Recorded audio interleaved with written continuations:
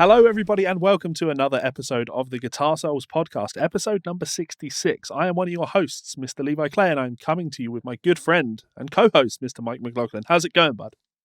Very good, you handsome bastard. How are you? I am, super good. As you can tell, new camera, right? As I said, I was looking at improving the overall look of my videos, and I think this looks absolutely fantastic. And I hear that sorry, was that yours are going to look good. Yeah, I always look good, mate. I'm handsome as fuck. Did you say something about new camera, as in singular? Because I'm pretty sure that you have upgraded your rig double. Oh yeah, I have multiple camera angles. I can't switch to them. Yeah, baby. Yeah, but for Skype lessons, now people get this as my face, and I also have a second camera focused on my guitar, which just, it's so unbelievably cool. Like, technology is so unbelievably cool, and I'm super happy about it. So massive thank you to everybody that has made these suggestions and given me tips and pointers. It's not difficult to do. Any DSLR that has a clean HDMI out and a capture card. I bought the Elgato HD60S. Loved it. Thought it was great. You're welcome. But yeah, then well, so it's funny you say that, right? When you messaged me and sent me a link to that, and I said I've messaged him, what I meant is I've already messaged him. I saw that earlier in the day because I've been hellbent on getting one. But then I ended up getting the internal PCIe ones. So I've got two of those. So I've got a spare HD60, which will be going over to Mike. So Mike will be able to have a better camera as well, which is pretty cool. Consider I'm going to put the ring light that I bought round where the lens sits. Yep. So it's going to look like, and don't pretend you don't know what I'm talking about, those OG porns where it was POV and you could see the ring light in the girl's eyes. Anybody that's watching this that lies that they don't know what I'm talking about, just stop pretending. No, I'm a good Christian man. I wouldn't know what these things. Anyway, what about you? How's life? Not too bad, thank you. Not too bad at all. Ups and downs, as everybody I'm sure is having. I don't imagine they'll be glad to hear it, but I had a bit of a wobbly during the week. I think I was telling you about it. You did. I was messaging you anyway. Falling rapidly out of love with everything that I was using as some sort of distraction technique from fucking lockdown. But taking account of that, hitting it head on, and just giving myself a bit of brain space for a couple of hours did wonders. So all good, thank you. Not bad. What about you, mate? How you keeping? Tired. Yeah. I'm in one of those work phases at the moment where I have. Actually, I've never been in a work phase like this. I have so much to do. And there's so much more coming in. I've essentially had to stop replying to people's emails of individual clients wanting just this little solo here and this little solo there, because I've got so many things that need doing. And we're going to talk about some of that actually as we talk about some of our stories today. And I have people that I don't like to say no to. So like Troy Grady has just reached out and he's like, all right, I've got this new project that needs doing. And realistically, I should be saying, well, I'm doing an album at the moment, then I've got somebody else's album that I have to do that after that. And also Frank Gambale wants me to do all of his recorded solos, which is, and he's chasing me up. So I really don't have time, but sure. Yeah. Just tell me when you need it. I worked yesterday till 4 a.m, went to bed. And when I got in bed, I don't have enough time to sleep all through the night. So I'm going to have to set an alarm. So I set an alarm for 10 o'clock and got up and I saw this in the shop last night. This is Coca-Cola Energy. But it's cherry Coke. It's cherry Coke. So the sheer idea of you drinking energy drinks is just so unlike you. I know, but I needed it to get me through. And yes, I'm trying to stay really focused on getting fucking projects done. But good on you, man. I know, great. Also, while I have you, did you know? This show is brought to you by Ormsby Guitars. We want to thank Perry and the guys over at Ormsby for all of their support. It is very much appreciated. For those unfamiliar with Ormsby and what they do, they're wonderful guitars built by Perry out in Australia. And probably what they're most notable for in recent years is actually doing these runs of guitars that are actually built offshore and then brought into Australia for quality control and then sent on out. So if you head on over to ormsbyguitars.com and check out the pre-order section on their website, you can check out some of the upcoming runs, get involved for a very low price, and prepayment plans, payment over a series of months. Great way to get yourself a killer instrument and absolutely killer price. So as always, thank you so much for the support, guys. Check them out and let them know that we sent you. Anyway, on with the show. So as always, a huge thank you to Perry and the guys over at Ormsby Guitars. We're actually going to be using, I had a conversation with Perry just before the podcast talking about this first story that I want to talk about today, which is a Facebook post shared by Bose Guitars. I'll read it now for you, and then we can talk about it, and then I'll give you Perry's input on this. So the post reads, "Hey everybody, time to piss people off." So I immediately, wonder why Levi picked this one. I know, yeah, he started on good footing. This is my kind of guy, and I did like this post. Did is the operative word. So something I'm seeing more of in the custom guitar industry is the willingness to absolutely gorge your customers of their money. $200 for a black limber or white limber upgrade. It costs the same as maple, and it's way easier on tools. $1,500 for a top. If you want a carved top, 1/2 inch thick, book matched slab of snakewood, maybe. So I'll put things into perspective. The figured roasted maple boards in the pics were $30 and $60 Canadian. One is 1/4 by 5 by 10 feet, and the other is 3/4 by 5 by 8 feet. The black limber slabs you see are 48 by 5 by 3, and I got 2 of them for $65. Exotic woods ship worldwide. No excuse for this crap. Stop screwing your clients. Well, that's bold. First thing I would say is looking at the pictures. I don't know if you're going to bring them in or Yeah, not. they're on screen. The fretboards, fair enough. Those are pretty nice looking fretboards, and for the money, clearly they're cost effective. But the black limber, like, it's not really showing a lot of really nice figuring on those bits of wood. Maybe it'll be cracking once it is bookmarked and stuff. Yeah. But face value, I'm like, I'd imagine people are charging a bit more for nicer bits of black limber, more figured, more attractive. And that's just my seeing what he's posted picture wise. Sure. And what I've taken from that post. But that's not the point, is it? Yeah, like I part of me wanted to agree with him, and I do. Like, don't get me wrong. I think that when you look at what companies are putting out, sometimes I think they do maybe charge a bit much for the premium woods. But then I also remember that I'm a supporter of capitalist ideology. They're businesses. What they do is they have businesses, and they are to make profit. So I don't know if I'm really, like, ultimately, if you don't like what a company is charging for something, you get to choose to not buy it. Like, you're not being forced to buy it. If a company charges 3 times what a piece of wood is worth, and you still choose to pay it, well, then the wood is absolutely worth what they're selling it for, because you're choosing to pay for it. So that's the kind of my view on that. I thought actually we were going to talk about this post, and I was going to go down that route and essentially say stop bitching. But you rightfully suggested that, we have friends of the show that work in this industry, and Perry Ormsby is probably a great guy to talk to this about. So I did. I had a little conversation with Perry, had a little phone call with Perry, and it's right up his geeky street, isn't it? Absolutely, yeah. Guitars and cars, and he's going to just talk the legs off you for it. Yeah, and he really did. He talked to me for quite a while about wood, and I found it really interesting. So I'm going to give you an idea of some of the things that Perry said to me. So he said that just recently they have had to reach out to companies for a new stock of swamp ash. Now, obviously, we have talked about swamp ash on the podcast recently because Fender are no longer using swamp ash. So that should give you an idea of some of the supply issues that companies are having with woods like swamp ash and reliability.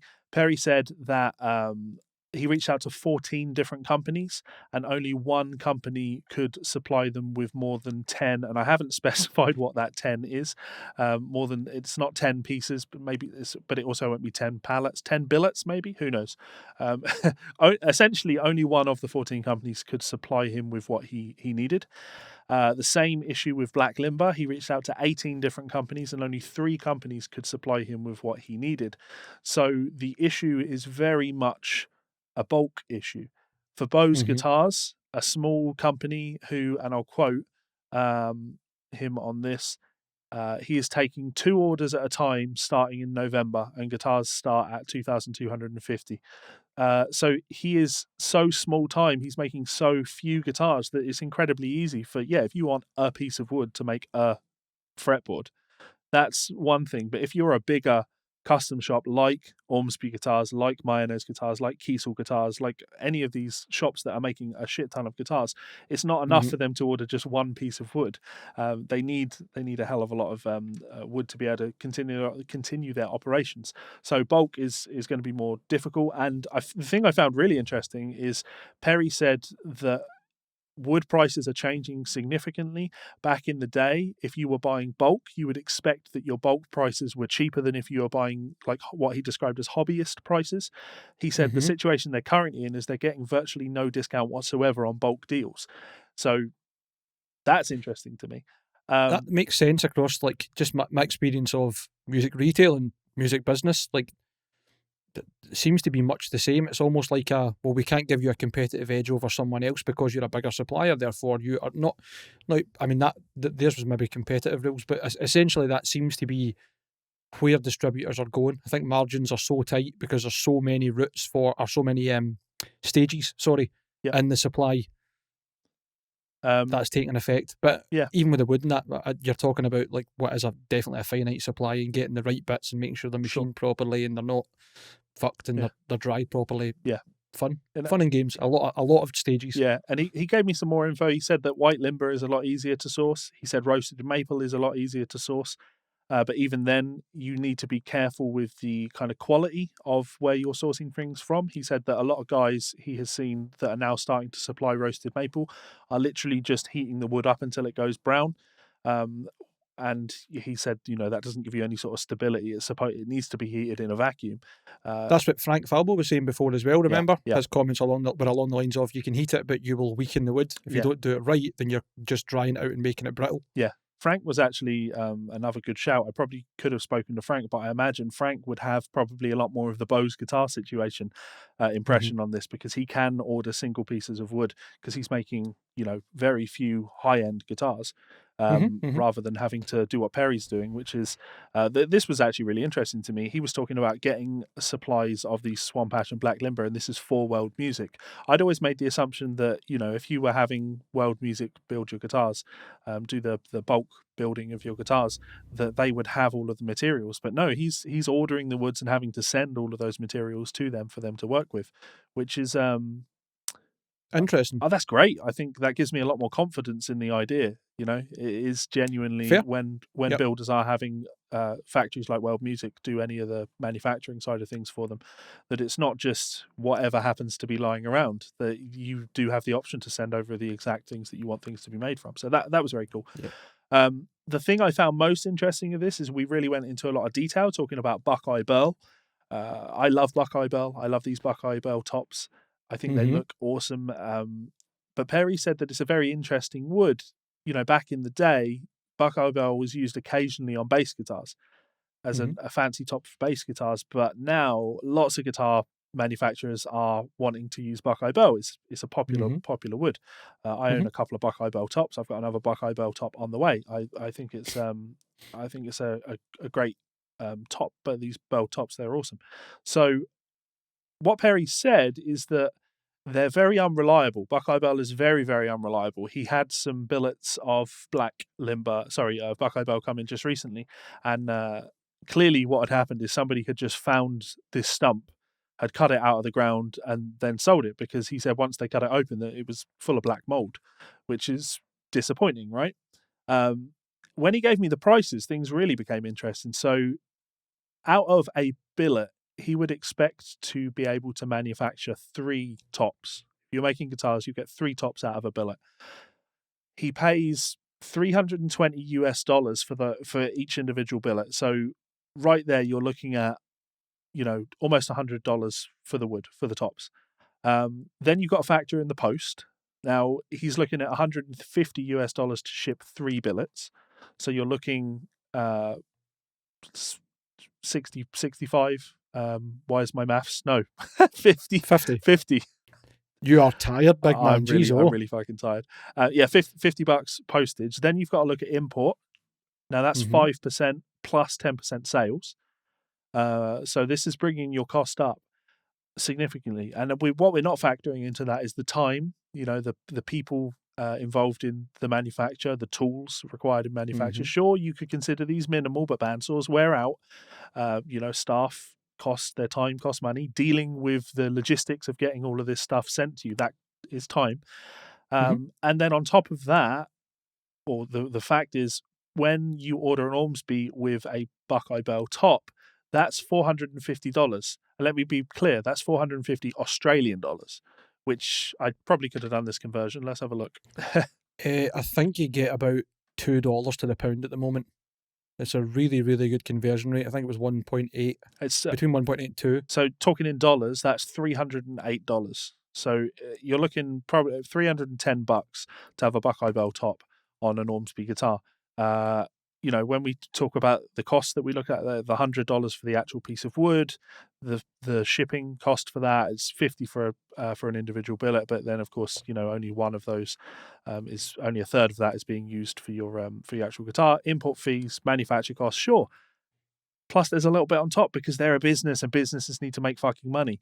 So obviously, that's not necessarily a fair dismissal of what Bose Guitar said because we're only talking about one builder. If we had stats for several luthiers, you might find more people are ripping the arse out of the prices.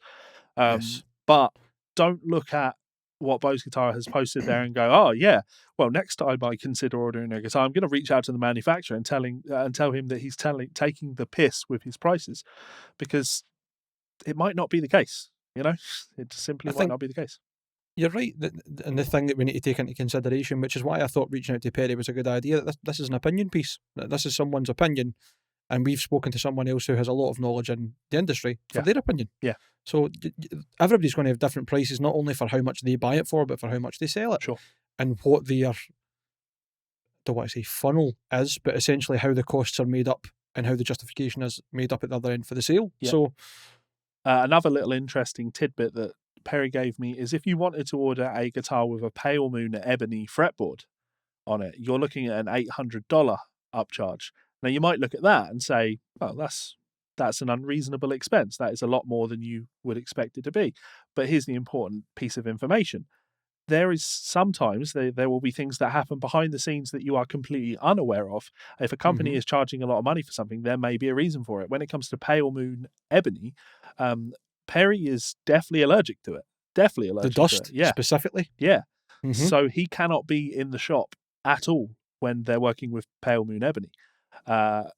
Last time they were working with before he'd worked out that Pale Moon ebony was causing the issues with his respiratory system, he ended up in hospital for 8 hours because of Pale Moon ebony dust. And yeah, so that essentially means if you want an Ormsby guitar and you want a Pale Moon ebony fretboard on it, it's going to cost you $800 because for potentially 3 full days while that guitar is being worked on, shaping the wood, radiusing the wood, cutting the wood for the fret slots, etc., and final finishing, Perry can't be anywhere near the shop. Now, how much does that cost the business? It's shocking, like genuinely shocking. I feel bad for the guy, but also at the same time, yeah, if I was him, if I was in his shoes, I'd very much say, yeah, cool, no Pale Moon ebony. I'm not working with it. It's not worth it. So yeah, that's it. And I kind let us know what you think. Yeah, sorry, well, I also kind of speculated with Perry. I said, would it be fair to say as well that the reason you might consider putting such a high rate on something like a Buckeye Bell top, would it be because you don't want, you know, massive demand for this? If you could be looking at something like Buckeye Bell, which is an in-demand wood, but made it so cheap that it became even more in demand, that's just going to make your supply issues even more complicated, right? Like the thing with Buckeye Bell is you can only have a proper top. You'll never be able to have a Buckeye Bell veneer because it won't cut into thin enough pieces to do a veneer in. It's very, very porous, and there's lots of holes in the those bell tops. So yeah, I speculated kind of the name, isn't it? And Burl. he said yes. What? Kind of in the name, Burl. Yeah. Basically knots in the wood, isn't it? Yeah. So yeah, that's interesting story. Would love to get your input on it, everybody. So let us know in that comment section below. Do you think there are any luthiers that are charging a bit too much for their woods? Does it bother you? Do fancy woods like this even matter? Would you be happy to just have a plain, boring MDF guitar, painted solid black? Do woods matter in the slightest? Let us know in that comments section below. Such a big, opinion-driven piece of information. Great for us to get some discourse going. Yeah. Tonewood is just I hate the word tonewood because I don't think the woods that you use in the guitar make any significant difference to your guitar. That doesn't mean that I don't want fancy woods on my guitar. I don't have fancy woods on my guitar because they make my guitars sound better. I put fancy woods on my guitar because they make my guitars look better. Or It's all aesthetic. yeah, it's There aesthetically will be pleasing to changes. me. So I think if you're going to go on about Tonewoods, then you have to be someone who is building acoustics. Yeah. That's the only real time that I would consider that being a really important part of the conversation. Yeah. People talking about like, oh, I only play mahogany guitars because they're darker voiced because I prefer that. Like, really, in the grand scheme of things, you could totally bypass that minor change to your tone by just adjusting your EQ. Yep. These things don't, at least as the way signal processing goes these days, aren't that significant, in my opinion. Yep. Anyway, sorry. Right, give us your comments and opinions on that, please, in the comments, and we will maybe write back. Let's segue on to this Twitch. I was going to say Twitter. It's not. It's Twitch. The DMCA takedowns. I have no sympathy in this situation, to be completely honest with you. The story goes that after a massive DMCA takedown, Twitch streamers are deleting thousands of clips, and this is being painted in this very this is going to verge on being political, I understand. This is being painted as, oh, the poor Twitch creators. No, I don't side with them whatsoever. We have copyright laws for a reason, and you can argue all day about the kind of the ethical side of copyright. You can argue if copyright needs reform. Sure, by all means, I'm happy to have that discussion. But we also need to acknowledge the way copyright currently works. And yeah, you can argue about why it works the way it works, all you like, but it does work the way it works.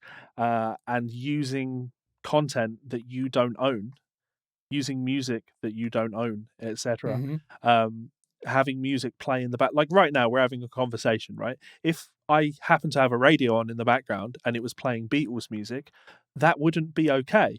It wouldn't be okay for me to broadcast that. It wouldn't be, I don't think that'd be acceptable in any way. And we're not just talking about that. We're talking about Twitch streamers that, live requests do covers. They do covers of people's songs on Twitch.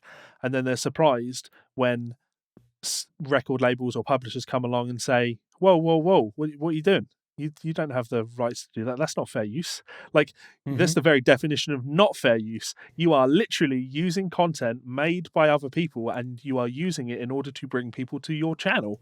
That's not fair use in any way, shape or form. Like, you're profiting off of the work, their copyright.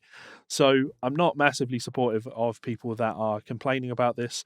I do appreciate that it must be stressful. It must be a confusing time for Twitch users that are currently waking up to 100 different emails essentially saying you've got all these copyright strikes on your not copyright strike, takedown notifications on all of these old clips that you've uploaded, and they need to be dealt with, and they're essentially being told the best way for you to deal with this is to delete all of them. Be better is what I would say. What do you think? I was going to say I'm kind of a different opinion or perspective, only because I've got more of a question to ask. Sure. I would defer to you when it comes to the legalities and the semantics of fair use, given that's something you need to deal with day in, day out, and that you've had plenty of conversations on, right? Yeah. So I have a good idea of it, and my understanding is that fair use has to be that it doesn't essentially overwrite the need of the original. It's not superseding that, or that it takes away the. That's one of that right? That's one of the facets. The four. There's four. One of them. One of the four important facets that something needs to meet in order for it to be fair use. Yeah. Okay. So, in the examples you've given, but it's people playing along with music. Yep.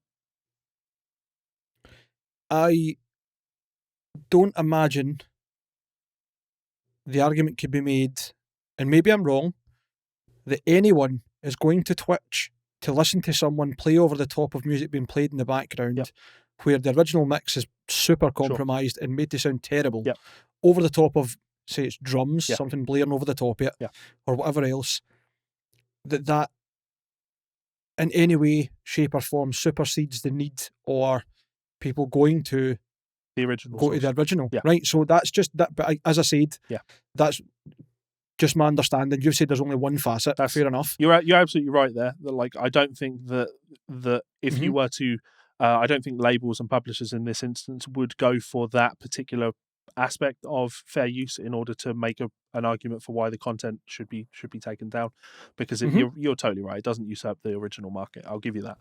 Okay. Yeah. But at the same time, obviously, there's other points to be made. It's like, can you tell me more about like where you stand on it and why, kind of thing? You said that you don't really have any sympathy for people who are facing that, and I get that your point is more you should have expected this because this is the law, this is fair use, or sorry, this is how fair use works, and if you haven't abided by that directly, then it should be expected. I also think, which again might be wrong, Twitch have a part to play in that. Yes. Twitch allowing the content to now to grow their fan base in terms of people using the platform, not only content creators, but other people spending money, time, advertising revenue, but whatever else, blah, blah, blah, to then all of a sudden decide they've got a problem with it. Yeah, well, I can definitely give you info on that. So this isn't Twitch making a decision whatsoever. The whole point of the Digital Millennium Copyright Takedown Notice is that it essentially absolves the host, it absolves the website that is hosting the content of legal responsibility for it. So Twitch operates in a way that you can essentially upload anything you want, and part of the terms of you doing that is you need to make sure that what you're uploading is you're legally sound to do so. And if you're not, rather than Twitch or whoever being sued, the person that is making the claim can file a takedown notification, and automatically Twitch or whoever, as soon as they get a DMCA takedown notification, they are legally obliged to immediately remove your content, and then it's for those two parties to essentially argue and fight out if they choose to do so.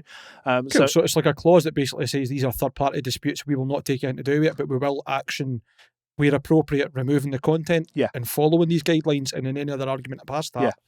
And what's essentially happened with Twitch is that obviously record labels and publishers haven't been trawling through Twitch looking for content in order to file takedown notifications.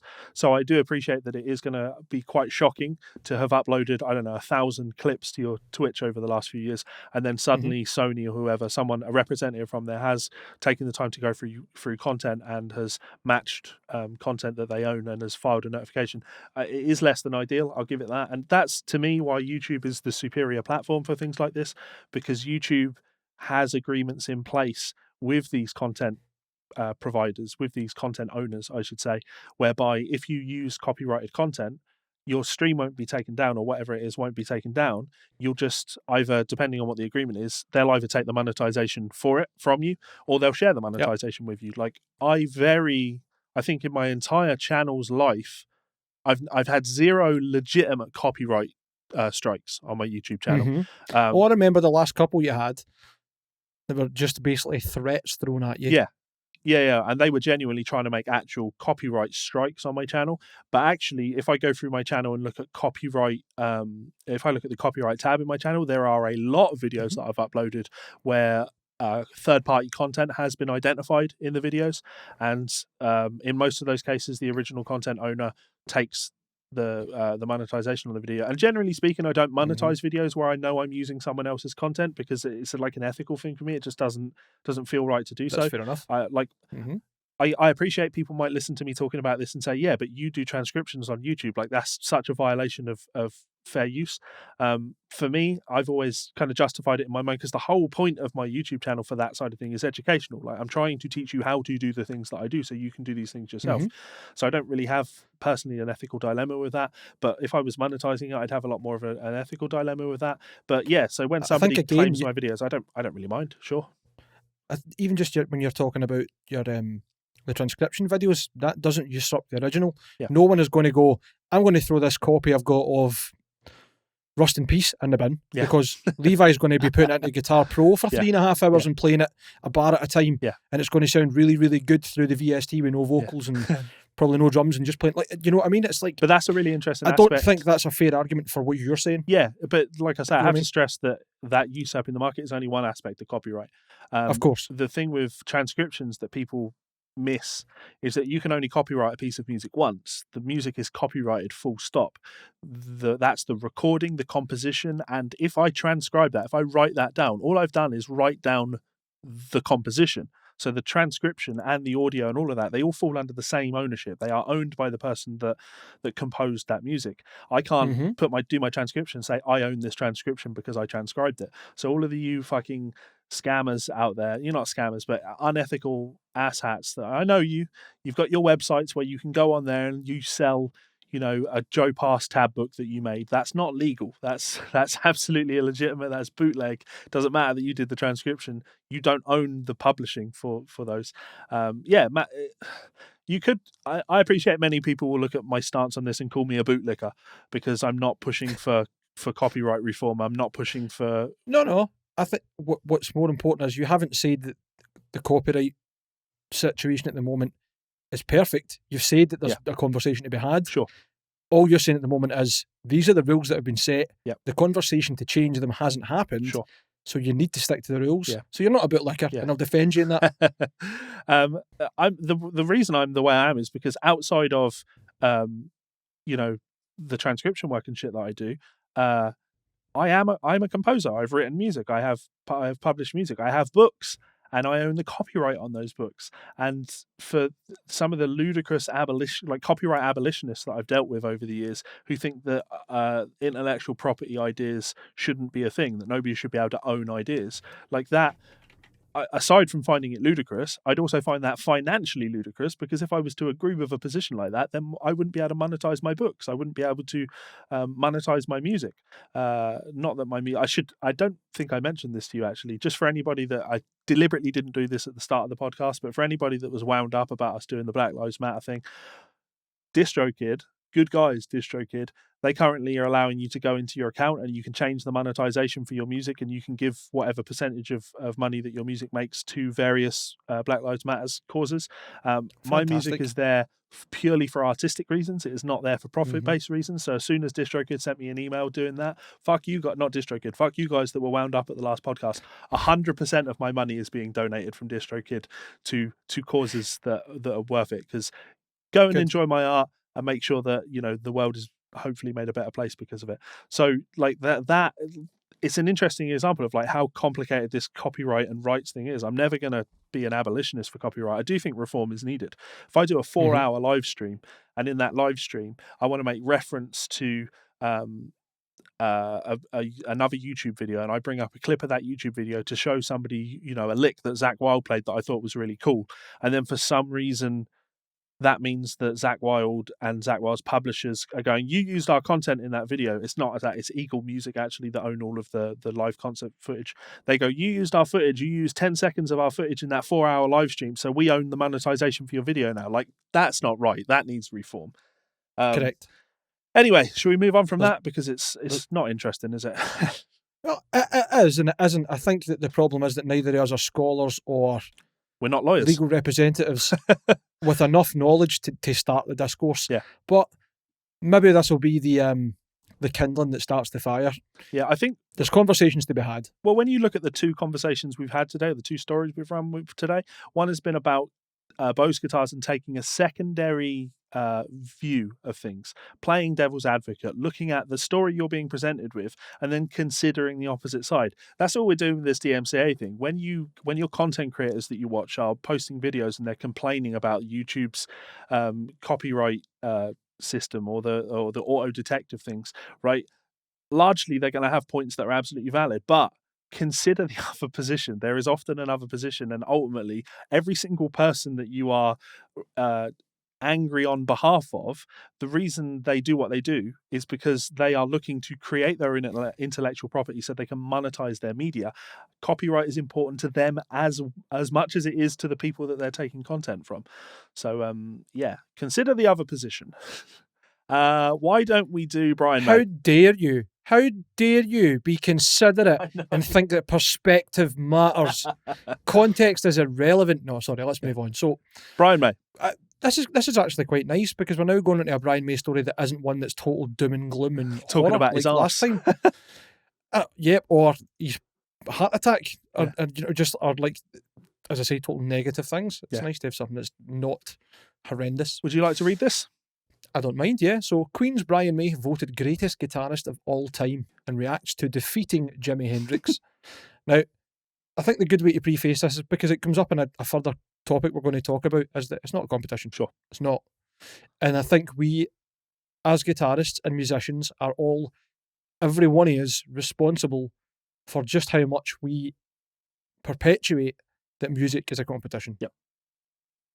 We've spoke about it quite a lot of times, especially over the last couple of episodes, like Michelangelo Battio, etc. Like, it's not, speed does not equal talent. Yeah. Like, there's guys out there that can do everything. There's guys out there that can only do a wee bit. There's guys out there that sound much better playing one note than other guys that play 100, and it doesn't matter. Like, it's, what you like is what you like, and how they express and what their musical choices are is up to them. And Brian absolutely nails that with his quote. Brilliant, looking forward to it. So, his quote underneath, just as the tagline, is, "I'm not under any illusions that technically I'm even on the tree of great guitarists." I mean, that's quite humble for a man who is quite inventive. Yep. And certainly a pioneer when it comes to like guitar tones. He was the first person I can think of that made me think, I want a really bright sounding guitar with the harmonics dive out. Yeah. It's just like, it just grabs you by the chest, yeah. I think. That's my opinion on him, at least in that sense of his tone. Anyway, sorry. Following a massive vote hosted by Total Guitar magazine, Queen's Brian May was crowned the greatest guitar player of all time. The readers voted Jimi Hendrix at number 2. Brian commented, I'm absolutely speechless. Ironic line to fluff at the start, innit? Yeah. I'm absolutely speechless. I'm blown away. I have to say it's completely unexpected. Obviously, I'm deeply touched that people feel that way about me. I'm not under any illusions that, technically, I'm even on the tree of great guitarists. I guess this tells me that what I've done has affected people, and that means a great deal to me. I will never claim to be a great guitarist in the sense of, a virtuoso. I guess I just try to play from my heart, and that's about it. I love it. That's tremendous. You know what? It's actually half changed my opinion. I've always said that reader polls like this are absolutely worthless, because I've always looked at it and said, but you can't, as we know, you can't look at this and say this guy is the best guitarist. This guy is the fastest what you can with fire. That is measurable. That is objective. But the best, it just makes no sense. But actually, what Brian has really made me focus on there, I know Brian won't have read this or been awarded this and gone, yeah, I'm fucking better than everyone else. He will have looked at it from the right perspective, which is this is a reader poll. And I have, as he says, touched that many people. And that makes you a great guitarist. He has undeniably touched an incredible amount of people over the years. Not in the like Jimmy Savile way. Like sorry, we weren't under any confusion as to what you meant. I know. And that, yeah, actually, to be very English about things, that warms my cockles. I like that. That's good. And especially like obviously Brian May's getting on, he's having his share of health problems. He knows how appreciated he is, but just to constantly have that reaffirmed, I think nobody ever expects Jimi Hendrix to not be number one in a reader's poll like this, because it's like just the accepted thing. Everybody knows when you ask who the greatest guitar player of all time is, you have to say Jimi Hendrix. The thing I think is really interesting from this is I think it shows a shift in the demographic. The reason I think Jimi Hendrix, it's not that people's minds have been changed, It's not like people have suddenly woken up. Brian May put out a great record last year and everyone suddenly realised that he's better than Jimi Hendrix. No, it's that the people that used to say Jimi Hendrix is the greatest guitar player of all time don't read Total Guitar magazine anymore or are dead. So it's shifting. The Overton window of popularity is shifting. So we're into Brian May territory. I can see maybe 15 years from now, who knows? Maybe it's Eddie Van Halen that wins these polls. I mean, it's the number of guitarists and musicians who could be top of the poll is astounding because, again, there's so many people out there who have had such a significant impact on so many people, whether they're musicians or not, even just music fans, which I think is incredible. But I'll show my bias here. I think Brian May, if we're talking about as a virtuoso, at least in terms of innovation when it comes to music, should be up there. I think about the I'm Going Slightly Mad guitar solo. That's fucking mental, but it's perfect. It fits the music. It's that exact embodiment of what the song's trying to say. Yeah. He just has this knack of feeding into the music that he played, and I can't think of any inappropriate solos in any Queen songs, or even any inappropriate instrumentation. Yeah. Is that fair to say? Oh no, absolutely. I think what I'd love to challenge our listeners to do on this is really be honest with yourself. Right, there are people I'm sure that you would be able to list as the best guitar players, your favorite guitar players, people that you think are underrated. We're going to talk about Kiko Loureiro shortly, and like I think he's massively underrated. I think he's unbelievably talented. Right, I think he is supremely musical.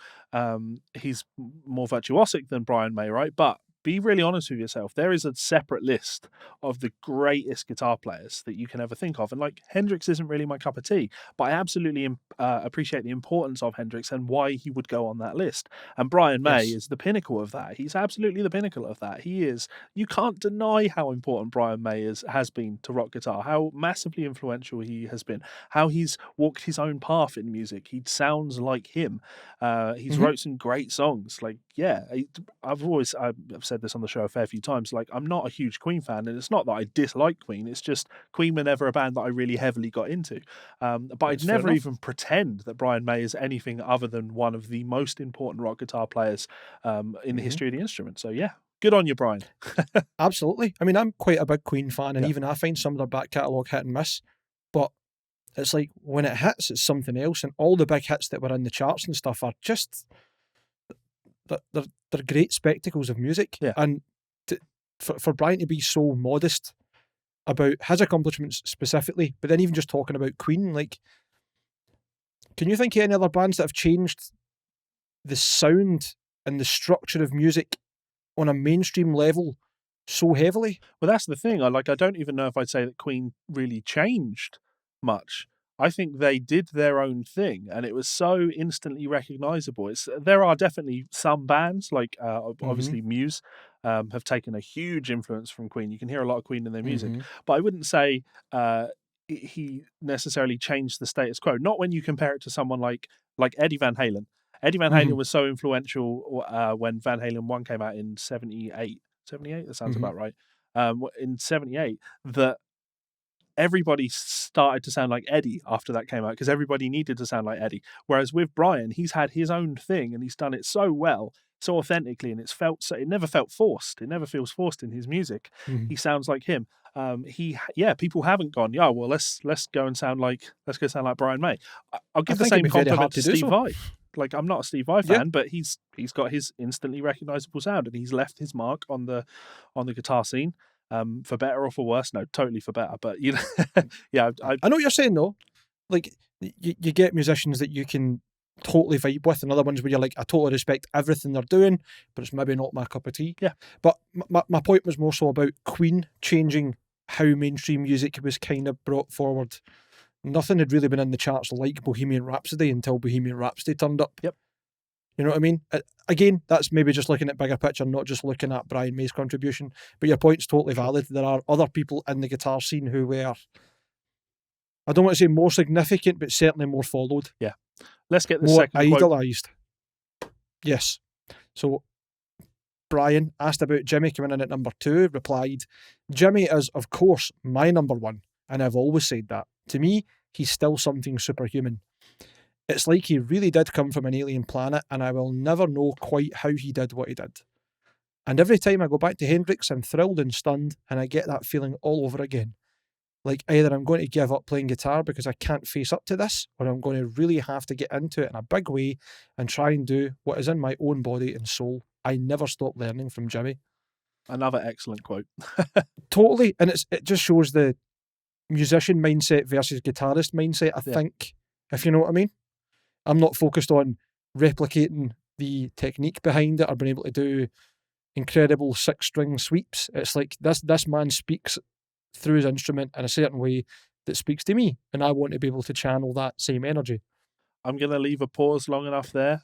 So anyone that's currently leaving a comment suggesting that Mike thinks that Jimi Hendrix was well known for his 6-string sweeps still leaves the comment No. and then is embarrassed and deletes it. That'd be great. I hope that happens. Yeah. Can you imagine he did though? That'd be great, wouldn't it? I know, yeah. When I was younger, I used to play in a band with a guy named Ryan, and I was never a Kurt Cobain fan, and I was really into shredders and technical guitar players.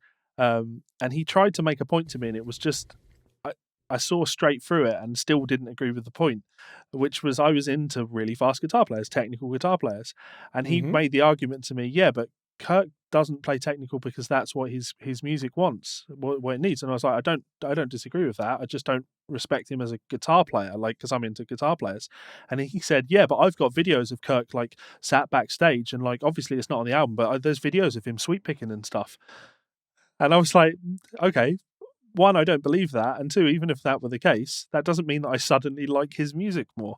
Like, his music is about his emotion, the things he wants to do, and yeah, it's not what I'm really into.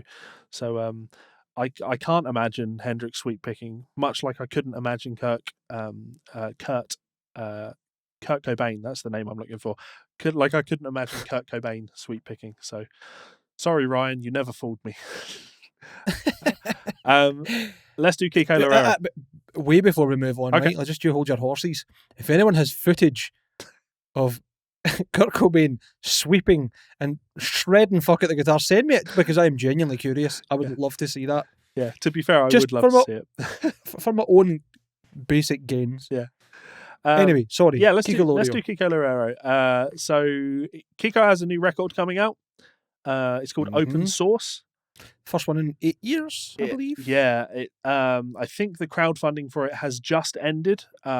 Maybe today, so you won't be able to join that. There might be late pledges, but you know, it's really nice. And this interview doesn't really go into this. He's called it open source because he likes this idea of being more collaborative. He likes the idea of people being able to work with and remix his tracks and do things with them, you know, play your own solos on them, etc. So he has pledged that when this album goes out, not only will it come out, but you'll also have access to all of the stems for the album. So you'll be able to do your own things with them, which is, yeah, unbelievably cool. Obviously, inside information, I'm doing the tabs for the album. So I literally, we're about to talk about Marty Friedman. I'm literally currently transcribing Marty Friedman's solo on the record. So I know this record. It's an unbelievably good record. It's really inspired me again to write.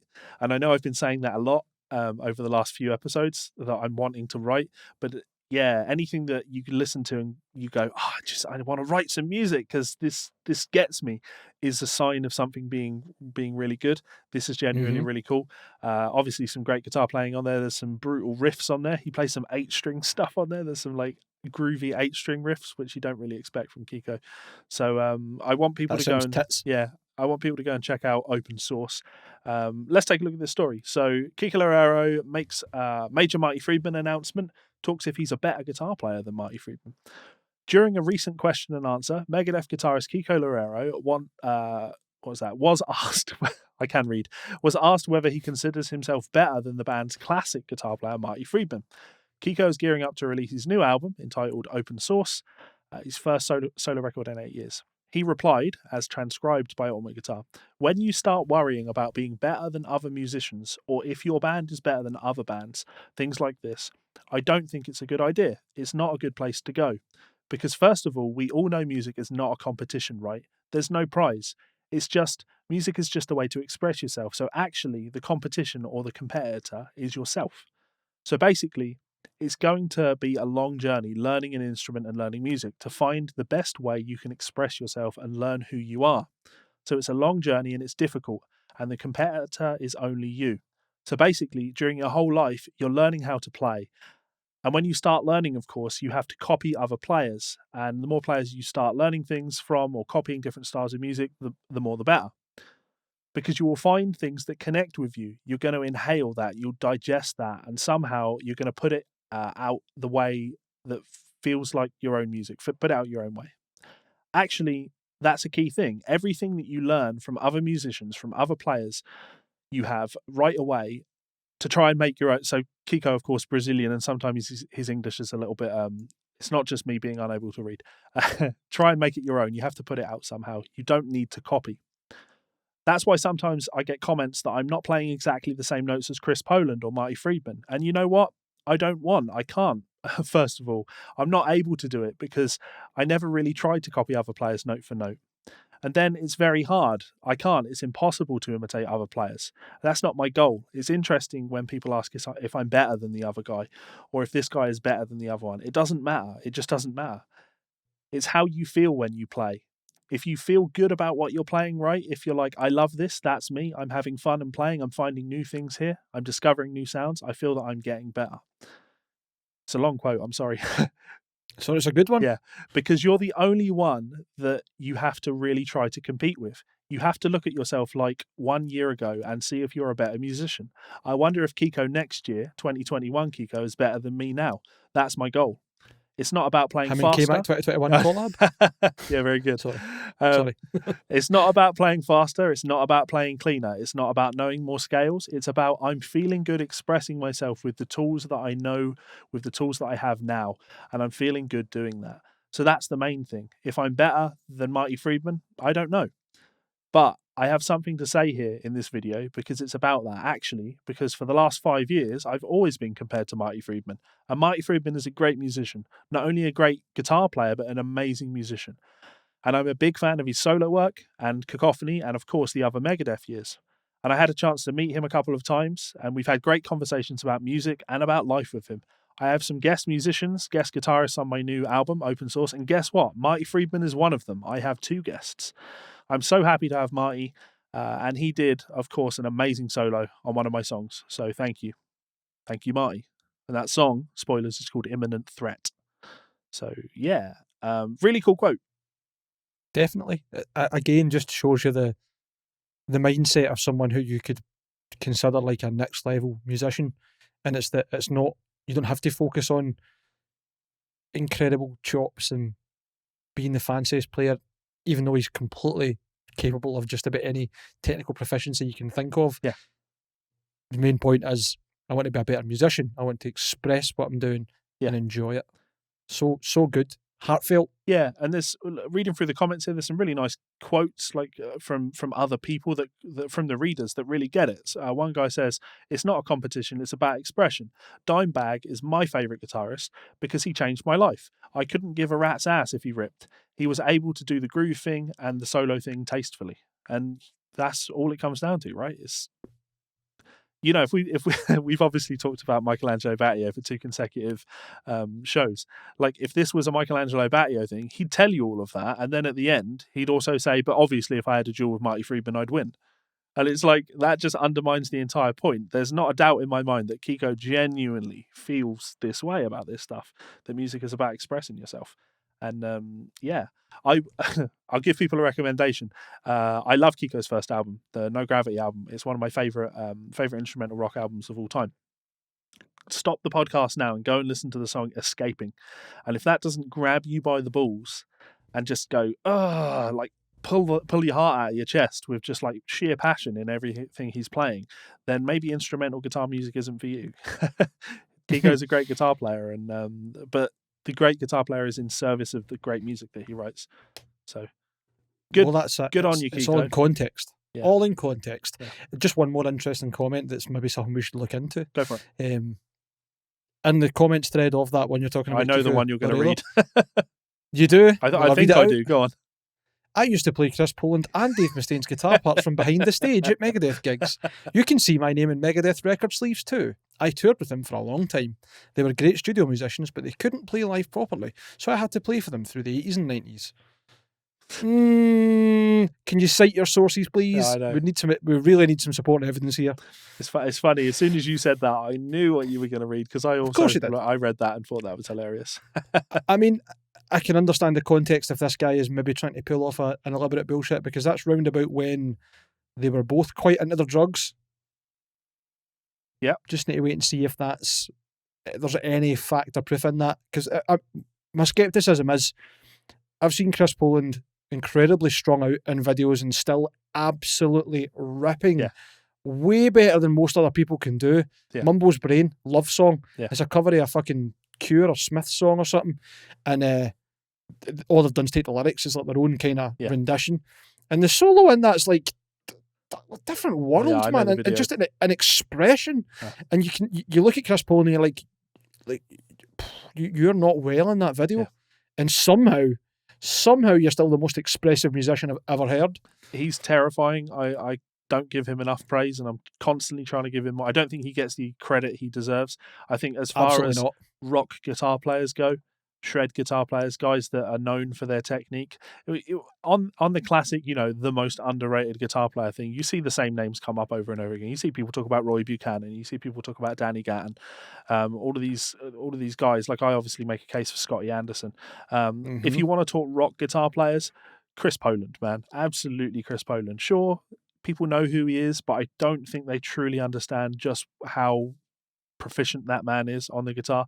Like, Sean Lane levels of proficiency on the instrument. He's genuinely just a freak of nature on the instrument. Oh man, see, he's playing in Blackmail the Universe. Yeah, like the first album he came back to Megadeth for. I don't think he toured with them. He just did the album. Yep. There's bits in that where the guitar sounds like a French horn and shit, and you're like, where did this guy get the idea to put those licks in and have this sound? And like, just some unbelievable fucking solos. And Good Morning Black Friday, the intro to that is fucking incredible. Again, just I'm going to stop fangirling over him because I think he's ridiculous. For anyone who doesn't really have the context of to why Chris Poland is such an unbelievable musician, I'm not going to say guitarist, but musician in terms of expressive playing, go look up Jeff Loomis Continuum Drift. It's off one of his solo albums, and Chris Poland does the guest solo, and I am thoroughly convinced, and I'm sure I've said it on here before, that was the very last piece of music to be recorded on that album. Otherwise, Jeff Loomis would have deleted every file, because that solo is the best thing on the full... And that's not any insult. That is a great, great solo track. It's Plains of Oblivion, I think, is the one. I think I transcribed it. There you go. Or Zero Order Face was the other one. I'm not sure. Anyway, that fucking solo, man, the bends that just go and listen to it, man. Like, every time I hear it, I get ASMR. I get like the hair in the back of my neck stands up, and I'm like, oh my, like a charge. Just it's surreal in like the best way. Yep. Great player. So, massively underrated player. Give it a bash. Okay, final story. Steve Vai. Good old Steve. Stevie. There's actually two stories here. I'll just briefly do the first one because I put a Facebook post up on this where I was raging about this, and it's not like what we've just done here where we've talked about Chris Poland, and I've talked about Kiko Loureiro. We're talking about knowledge of a genre. While doing that, I talked about Danny Gatton, I talked about Roy Buchanan, I talked about Scotty Anderson. But of course, whilst I consider my knowledge of guitar music to be relatively vast, it's not all encompassing. I couldn't talk to you about the nuance in the neo soul style. I couldn't list off all of the kind of go-to names in that style. It's not an area of expertise. Reggae guitar, not particularly an area of expertise. I'm constantly introduced to new things that I think are exciting. So I would never, ever have the gall to pretend that or to convince myself that I'd invented something on the instrument. And, if somebody told me they did invent something on the instrument, I wouldn't be so quick to write stories about how they'd invented a new technique on the instrument. So I don't know if anyone knows what I'm talking about here, but recently... I know exactly what you're talking about. And I seen your rage about it, and I was like... Yeah. It wasn't just Steve. So Steve posted his thing where he's talking about inventing a new technique at the age of 60, joint shifting, I think he calls it, which is essentially pedal steel bends. The thing that country guitar players have been doing since the fucking 60s and 70s. Jerry Donahue mastered that shit in the 70s. So before Vai's first record came out, Jerry Donahue, like 50 years ago, right? 50 fucking years ago, Jerry Donahue was slaying this stuff. Steve's joint shifting is essentially like bending one note while having another note stay where it is, and then maybe you'll keep the bent note and you'll bend another note. It's just multiple bends. That's fine. But for guys like Tyler Larson from Music Is Win to make his little YouTube videos where he gets these clicks talking about teaching you how to do Steve Vai's incredible new technique on the guitar, and he's doing his pitch at the start of the video like, I've never heard anything like this on the guitar before. Like, when I heard him do this was like hearing tapping for the first time. Dude, what are you doing? Either you've made that statement and you've done it out of sheer fucking ignorance, probably. Or you've made that statement knowing that it's not the case, and you've done it because you want a ridiculous clickbait title, because clicks are more important to you than the integrity of your position of authority. Like, you try and sell guitar courses, for fuck's sake. Maybe it's probably important that you consider showing yourself to be an actual authority on the subject, rather than going, oh, I've never heard anyone do something like this before, when this is fucking widely used across an entire genre of fucking music. I think, just sorry to dive in Go when on. you're like mid rant, because I'm actually loving it and I agree with you. I think what could potentially have been the difference between Tyler Larson Music is winning, other people realizing this is not a new technique, or better saying, like the way it's been used previously versus how Steve was using it. Previously, when I've seen it used, it's been used, as you say, like pedal steel bends. It's to make chords sound like they're being varied into other chords. It's really, really musical and very I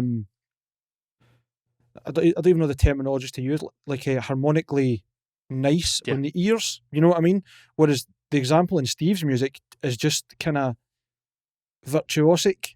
You know what I mean? Like there's a bit, I think there's some chromaticism in it, and it's like just really to make these weird suspended chords sound even weirder and different. Yeah, you get what I mean? I don't know how to describe it because I am a musical oaf. Yeah, I think what you're saying is that they're used in different ways. Like in that country style, it's very much like you're doing it because you're trying to make the resolutions in your chords more like generally speaking, the term for it wouldn't be pedal steel bends, it would be oblique motion bends, where you have notes going in different directions, and you do it so your chords resolve in a more harmonious way. More the voice leading is more effective. That's a really good way to put it. To me, it sounds like the onus is on the outcome of melody and harmony. It's not about showing off a technique. Yeah. Does that make sense? Yeah, sure. That totally makes sense. What Steve was doing, actually, I liked it. I thought it sounded quite cool. No, it's cool, but it's not as nice as when you hear people doing it. I liked that he was exploring stuff and doing something fresh, doing something cool. Just trying new stuff. Like, I don't even have to like what somebody. We almost ran with a story today on Tosin Abasi covering what does he call it? Selective picking. There's a video of him teaching some of that on his YouTube channel. And I've seen it, the arpeggios. I dig it. Like, I do dig it. I respect it. It's not, I don't look at it and go, cool, I want to use that in my music. But I respect it. And it's the same as Steve. Like, I do respect what he's doing, but I guess like being a purist and respecter of the history of the instrument, really being into the minutiae of like where things have evolved from in the guitar and the history of the guitar, I think it's really, really important that we don't forget guys like Jerry Donahue. That's the reason Tyler's video wound me up so much. It's the reason why, you know, when you read the comments in Tyler's video, you got people saying Guthrie's been doing this for years. Like, it's the same thing, right? It's taking somebody that you've heard of and then just putting them as being the inventor, the creator, the pinnacle of everything. This person's already done that. And it's like, go to the history. Go like, unless you can talk about like the Parsons White bender and how Gene Parsons invented that the B bender with that the Parsons White original design bender, and why he did that and what he was looking to achieve. And you can talk about when the introduction of pedals came onto lap steel. I'm not saying that everybody needs to know all of this stuff, but I'm saying that the history of the instrument is really interesting. And to just go, oh yeah, that sound, yeah, oh, Steve Vai invented that when he was 60. Like, just try and be more excited about the history of the instrument. I think the history of the instrument is fascinating, and yeah. I get what you're saying. I get what you're saying. Get off my yard. Get out of my yard. All right, Paul Gilbert. I'm turned into the angry old boomer, right? I can't wait for Yavor to leave more comments about me being an angry old boomer in our time codes, which I must continue to point out are consistently my favourite part of these episodes. When he eventually uploads all the time codes, I get to read through them, and it's just the way he describes what happens. I have to click on the time codes and go, what is that in reference to? And then I usually burst out laughing because he has such a funny take on things. Do you think it's going to... Go on. Sorry. I was just going to say, do you think it'll eventually get to the case where our comment section is essentially just everybody trying to do that? Well, you'll never overtake the original. No, I've been meaning to say, I was going to say this to Mike off air, but I'll do it now because then I'll actually remember. I think Yavor has served us well. Would you agree? I think he's done a tremendous job of augmenting our show, making it better in his own way. It's almost like he's part of the crew. So reach out, send us a message, send us an email, and we'll get you some merch in the post. We appreciate you. You rock. Totally down. Cool. So the actual Vai story was Steve explains why the guitar that he plays uses different components from the signature models that are on public sale. I'm not really interested in his thoughts on why he plays Ibanez because that's money. But yeah, how do you feel about artists that have a signature model and the version of the guitar that they play isn't the version that you can buy? It depends on the reasons why, if I'm honest. If it's like you're buying the entry level equivalent of a custom shop, That's fair. right? Like, we spoke about this actually maybe 10, 20 episodes ago when we were talking about Misha Mansour's signature Juggernaut, the Jackson, and how the entry level version didn't have the bare knuckles, and how he said the pickups were voiced like the bare knuckles, but they weren't, and his guitar he used this. And I think the original quote was something like, "I used the same guitar that comes out the factories." I don't know how I feel about it. I think it's entirely down to the artist, and as long as they are transparent about whether they use those parts or not, it's up to them. But I wouldn't be happy, like, for example, if you or I, God forbid, ever got a signature instrument and it was completely different from what we played, like different components, whatever, you'd be like, well, it's not really a signature instrument in that case. It's just aesthetically the same, I suppose. Or maybe even that would be different. I don't know. I don't know. I don't know. I think things that rile me up, a good example would be something we spoke about again recently, is Tom Morello's signature guitar. Sorry, that is a black Aerodyne Strat with maybe different pickups and a trem and a sticker you can put on yourself if you want it to actually be like the replica. I'm sorry, it's not a signature guitar if it's not coming standard, looking like your guitar and being the same as your guitar. It's not. Yeah. But it's me saying, I've got a signature motorbike when I don't have a motorbike license. I've got a signature drum kit. I don't play the drums. Just going to fucking shut up. We made this point when we talked about it, but just in Tom's defense, it would be very controversial to put soul power on the guitar. That might result in the guitar selling less, and obviously selling as much of something as humanly possible is the most important thing. So, Tom, you're a hypocrite. Carry on. Do you want to look at I have seen a lot of stories of people getting all uptight recently, somehow just realising that Rage Against the Machine are a politically voiced band. No. And I saw a tweet and it was like, what did you think they were raging about? The microwave? I know. And I was just kind of like, that's a really shit comment, but it's also funny because it's like pointing out just how obvious this band is political. Like every lyric, every song title has some reference. Even music videos. Sleep Now in a Fire is fucking them protesting outside like the fucking financial district in the US. Like so fucking obvious. Anyway, sorry. Do you remember that OPM, who I was going to talk about actually in our One Hit Wonders, because of course they Heaven did is a Half Pipe. Heaven is a Half Pipe. Yeah. Do you remember that they had a Rage Against the Machine parody song? No. So they had a song on their record called Rage Against the Coke Machine. Right. I didn't have that album. I had the single. But I had Jesus a friend. Christ. I had a friend who had the album. I didn't actually own it, but yeah, it was you. Rage. It was. Don't be embarrassed. It's okay. There must have been. I'm sure there was another song on that album that was all right. There probably was, but I couldn't tell you. I've never heard it. I'm sure they weren't a one-hit wonder. They did have 2 songs, I'm sure. I don't remember the second single. I'm not going to say I don't believe you, but I don't remember the second single. No, maybe not. El Capitan, Heaven is a Half Pipe, Stash El Up. Capitan rings a bell. Yeah, certainly wasn't successful like Heaven is a Half Pipe. No. How is that so successful? It wasn't even a good song. It's just it's that blend, isn't it? Of like skate. It came out at the right time. Skating was massively popular, huge part of the zeitgeist at the time, and it also had that blend. It wasn't even really rock, was it? It was alternative rock, but it had enough of the hip hoppy influence in there that it was. Yeah, I can see why it was popular. I get you. Yeah. When you put it in that context, you're right. It's the kind of music that people would actually skate listening to. Exactly. Listening to. So, fair. Okay. Do you want to do the Steve Vai quote, and then we will bid our viewers farewell? So you want to not talk about the Ibanez part?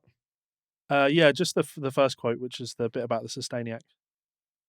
Cool. So, do you want me to read the question first as well then? Absolutely. Yeah, cool. So the question put forward, sorry, I've just touched the mic, it'll probably be rattling. This was a conversation that Steve I had with Ultimate Guitar's Justin Beckner. And the question was, I didn't make it to NAMM, but I heard you unveiled a new Ibanez guitar model, the PIA. That's a beautiful guitar. Yours is a little different than the ones you'd get off the shelf. Yours has a Sustainiac in it, for example. And Steve's reply was, Yeah, that's a good question. And a lot of people ask me that because a lot of people want the guitar I play, so to speak. But there are certain things in the guitars that I like that I'm not convinced that everybody would like. And second of all, they're hard to get. For instance, of course, I have stock PIAs and they're fine, but I've adopted a Sustainer. I love the Sustainer. I had been using the Fernandez Sustainer for many years. The thing about them is they're fantastic in the way that they held tones and overtones, but they were a little inconsistent, meaning I would have to buy 3 or 4 of them to find one worked the way I liked it to work. So this is really hard to read. Yeah. So I didn't want to put a Sustainer in a signature guitar that I didn't feel would be consistent. Also, it was a small company and they wouldn't manufacture the kind of numbers that we wanted. At least that is what I've been told. Then there is the Sustainiac, which I've experimented with, but had some issues with. I wasn't exactly resonating with the tone of the Sustainiac pickups. There were a couple of anomalies that would take place when you went into the higher overtone setting. So I'm actually working with the company right now to develop something that would be more along the lines of what I'm looking for in a Sustainer pickup, and also that the functionality of the pickup is bulletproof in regards to the way I like to use it. Yeah. I'm guessing that's I like to use it. If we can come up with that, we will offer a PIA with a Sustainer. The other thing is that I have a tremolo stopper, which is a little tricky to use. You've got to know how to use them. But when what they do is they kind of hold the block for the tremolo in its rested position with a little pressure. Then if you want to pull up on the bar, there's a little more pressure, but it keeps them from being virtually impossible to tune, and it keeps it in tune a little better. Also, when I rest my hand on the bridge, it doesn't go sharp. So we're considering adding that into the Steve Vai signature model, but I'm not sure how many people will find it useful. But if they know how to use it, like for me, it's a vital piece when you have a floating tremolo. One other thing I've been doing on my guitars these days is I've been enjoying a slight scallop, but that's a real taste call.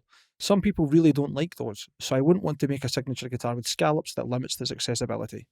Having said all that, there does seem to be enough of a demand from some people in creating a real Steve signature PIA, so we're considering it. There are some logistics involved in it. We're also considering putting the True Temperament frets on it too. The real problem with doing a signature guitar the way I like them is the expense would be astronomical, because to get True Temperament frets, Sustainer, scallop neck, the trem stopper, and to have it built the way I would like, I imagine you meant to say, would become a $6,000 to $8,000 instrument. So that limits it tremendously.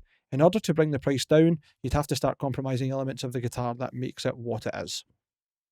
Why would it need to be $6,000 to $8,000? My Ibanez True Temperament Evertune didn't cost that. That's got True Temperament frets and. That's right, but Mayonnaise aren't paying someone the royalties to use their name. Good point. Good point. And I think there's a couple of points in here that I'd like to talk about when you go. Go for it. No, I was just going to say, like, what you said there. That royalty is very important, because a lot of points in there, he says that would essentially make fewer people buy it. It would appeal to less people. Sure, you would think that putting a guitar out with my name on it, the most important thing is that, my name. So you would think that light scalloping on the frets or whatever would be okay. They're buying it because it's your guitar, But no, we've got to make sure we sell to as many people as possible. I know. It's just a shame that none of Steve Vai's previous models had any scallops in the fretboard. Yeah. You know what I mean? I've never seen him with any scalloped frets at all. Not the 20th to 24th frets on every gem I've ever handled. Yeah.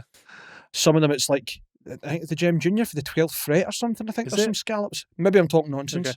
Anyway, like, that to me just doesn't seem to make sense.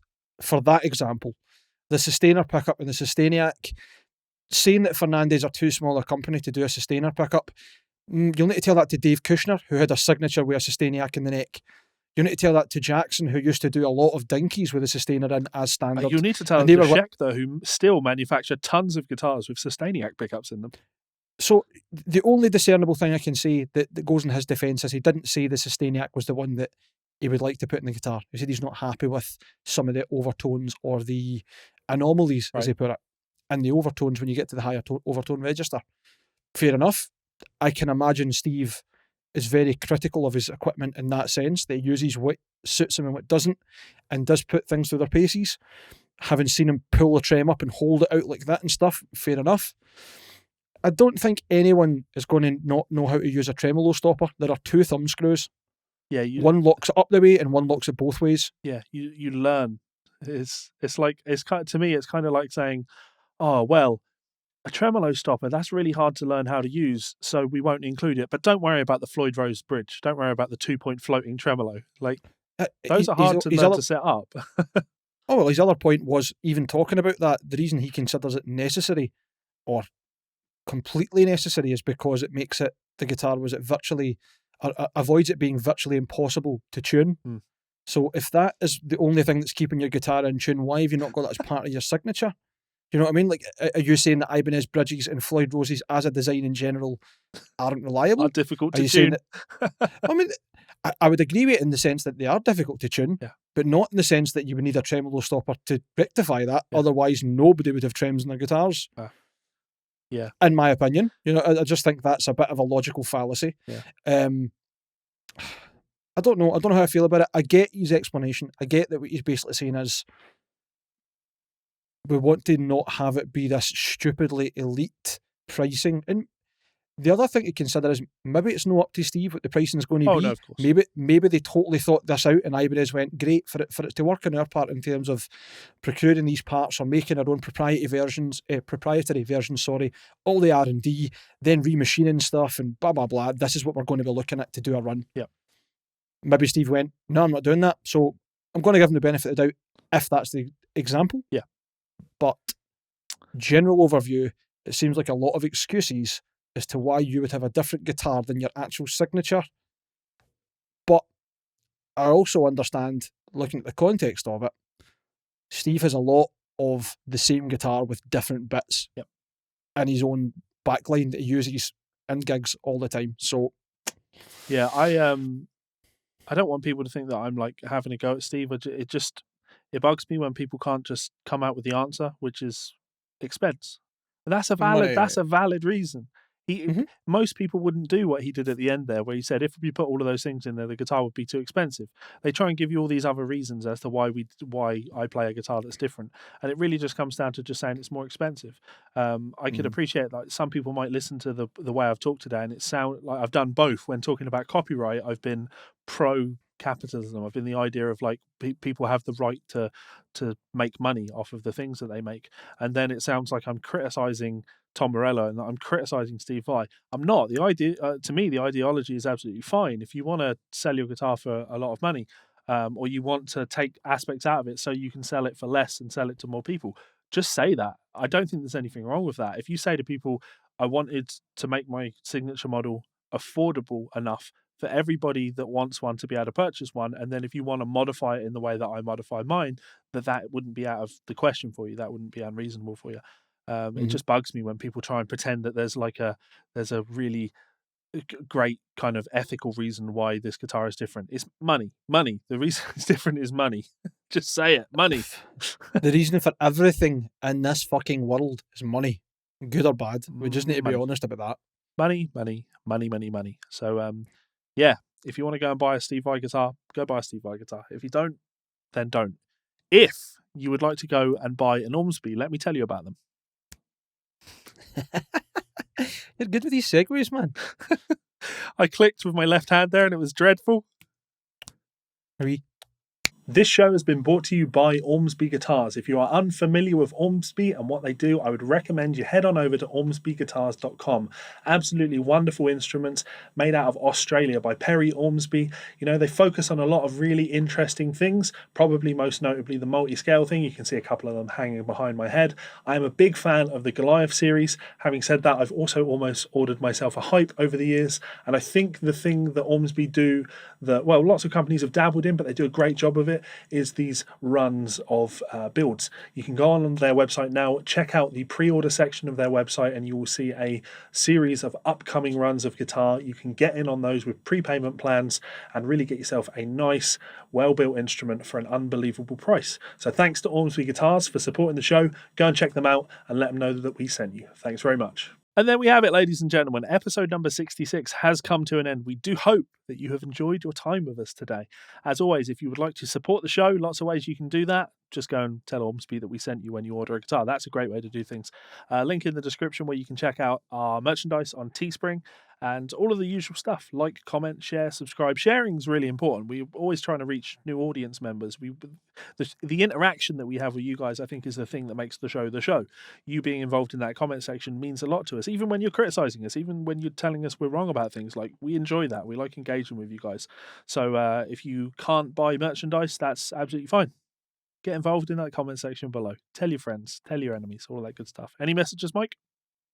I am habitually wrong about a lot of things. So what Levi says about the commenting to correct us or to criticise us, I welcome it. Yeah. There is no point in any discussion or discourse if you can't accept that sometimes you will be wrong, or all times you'll be wrong, or that you are not willing to listen to what the options are and to sway your mind. So just try and be open. I'm trying my best at it. There will be things that will get my back up. So if you want to have a conversation with me, let's do it. Mushrooms do not deserve to be on pizza. Mushrooms do not deserve to be eaten.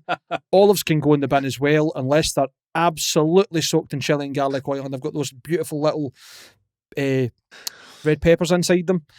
But that's all I really have to say on it. So, you know what I mean? That's it. Like, you know, that you can't change my mind meme. Yeah. That's it. Mushrooms don't deserve to be eaten. You can't change my mind. It is fungus. I remember, how anti-mushroom you are when you say that, and that's funny because to me, if I order like a meat feast pizza from somewhere, like a Domino's, the first thing that needs to go on it is mushrooms and sweet corn as well. Like, I need their mushrooms. So, see, you know what? Right, sweet corn, totally down for it. You can put that on just about anything. It tastes nice. You don't digest it. You can time your poos essentially with it if you really want to. Mushrooms, I'd rather try and eat the door handle in my front door. Like, genuinely. And you know what? This is going to upset people. I think the same about bananas, and it's not the flavour, it's the texture. Wow.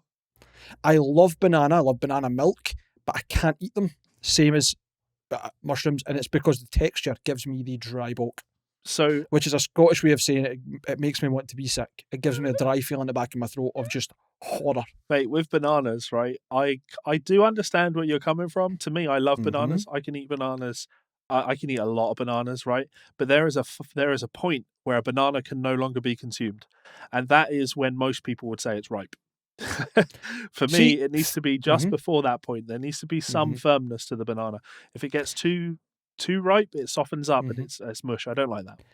You know what? Like, as much as I don't want to eat bananas, I'm going totally off topic here. Finlay eats a lot of bananas.